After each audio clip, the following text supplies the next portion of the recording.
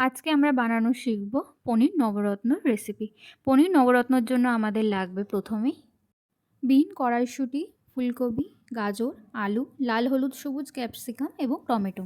নবরত্নের জন্য আমাদের লাগবে একটি মিক্সচার, 4 মগজ, কাজু বাদাম, গোলমরিচ, কাঁচা লঙ্কা, টক দই দিয়ে একটি মিক্সচার বানিয়ে নেব। প্রথমেই গরম কড়াইতে সাদা তেলে ঘি দিয়ে আমরা শুকনো লঙ্কার গুঁড়ো এবং হলুদ দিয়ে মাখানো পনিরগুলোকে এক এক করে লাল লাল করে ভেজে নেব।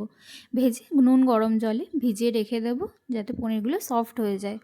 তারপরে আমরা ভালো করে ফুলকপিগুলোকে হালকা ভেজে ফোড়নে দিয়ে দেবো শুকনো লঙ্কা, এলাচ এবং দারচিনি। ভালো করে ফোড়নটা রেডি হয়ে গেলে দিয়ে দেবো আলুগুলোকে হালকা নাড়াচাড়া করে ভেজে আমরা একে একে সমস্ত সবজিগুলো দিয়ে দেবো। প্রথমেই দিয়ে দেবো গাজর, তারপরে বিন, তারপরে দিয়ে দেবো মটরশুঁটি, তারপরে দিয়ে দেবো নুন এবং ভালো করে নাড়াচাড়া করে আমরা এটাকে একটু মজিয়ে নেব।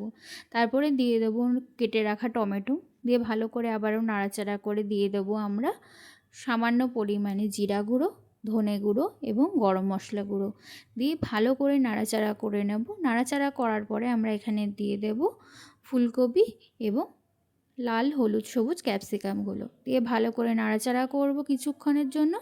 ঢাকা দিয়ে রেখে দেব 5 থেকে 6 মিনিট যাতে সবজিগুলো হালকা মজে যায়।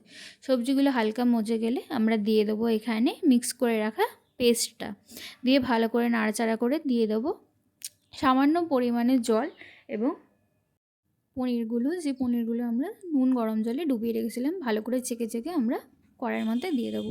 দিয়ে ভালো করে নাড়াচাড়া করব এবং আমরা এখানে ঢাকা দিয়ে রেখে দেব যতক্ষণ না সবজিগুলো ভালো করে মজে যাচ্ছে। ঢাকা খুললেই আমাদের কিন্তু paneer navratan ready. Thank you for watching everyone. Please like, share, comment.